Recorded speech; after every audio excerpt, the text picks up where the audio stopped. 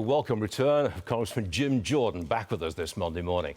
Congressman, what did you make of Yellen's triple bow?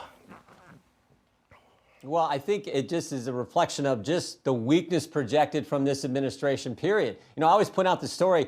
This was a year and a half or so ago when Putin first goes into Ukraine, and Mike Pompeo was doing an interview, and the host asked Mr. Pompeo, said, Mr. Secretary, said, would this have happened in a Trump administration?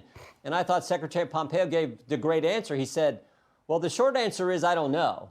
But I do know this, it didn't happen in a Trump administration. And that says it all. So with this administration, with the weakness Joe Biden projects from the Oval Office, you see this type of stuff, whether it's our Secretary of State, Tony Blinken, whether it's our Treasury Secretary, Janet Yellen. This is just how, remember when Blinken first met his Chinese counterpart up in Anchorage, and he lectured Blinken, yelled at him about how we're a bad country, and Blinken just sat there and took it. He didn't push back. There is no way that happens in a Trump administration. So that's the overall problem, is the weakness that, unfortunately, our current commander-in-chief projects to the entire world. Congressman, what can you tell us about FBI Director Christopher Wray and his testimony that's coming up before your committee on Wednesday? You got the Durham report, the IRS whistleblower, and now an investigation into cocaine being found at the White House. Well, are we going to get any fresh revelations out of on Wednesday?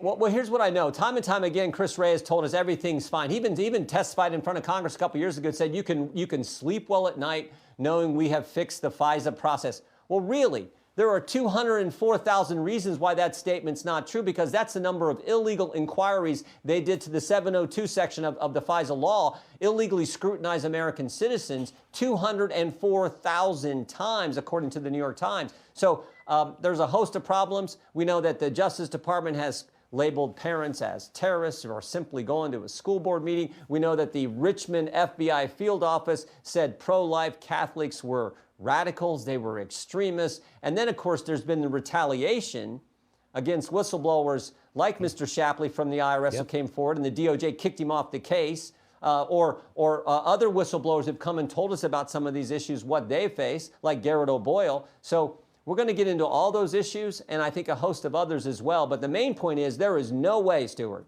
there is no way Republicans in Congress are going to be for reauthorizing FISA in its current form. And that's due at the end of this calendar year. There is no way we're going to do that. We're going to oppose that and a host of other things as well. Okay, one last one. I hope you were just watching the show a few minutes ago. New York City considering using public schools to house migrants during the summer break. They say it's the last resort option to manage this surge.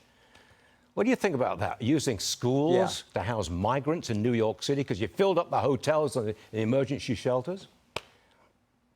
Yeah, first you call parents terrorists for showing up at a school board meeting, speaking up for their kids. Now you're going to put migrants in their actual school bill. I mean, it makes no sense. Not to mention what they're doing at hotels. I mean, you talk about driving up the cost. I mean, the migrants are in our schools, in hotels, driving up the cost for working families and everything else. So this is all driven by the decision they made, though, Stuart, on day one.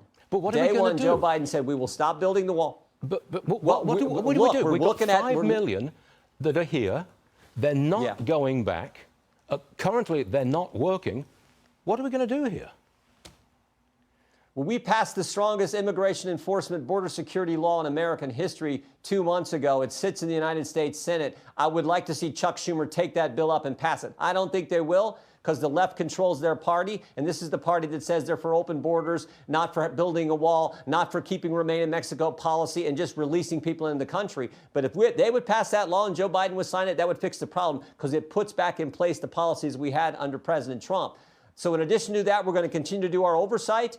And as some have suggested, I think this is something that's being considered in the Congress, and that's the status of Secretary Mayorkas, because he has said time and time again that things are fine, and we obviously know they're not, as evidenced by the report you had earlier about what's going on there in New York City. Congressman Jim Jordan, you always manage to pack a lot into 3.5 minutes, and you just did that really well. Thank you, Congressman. We appreciate it.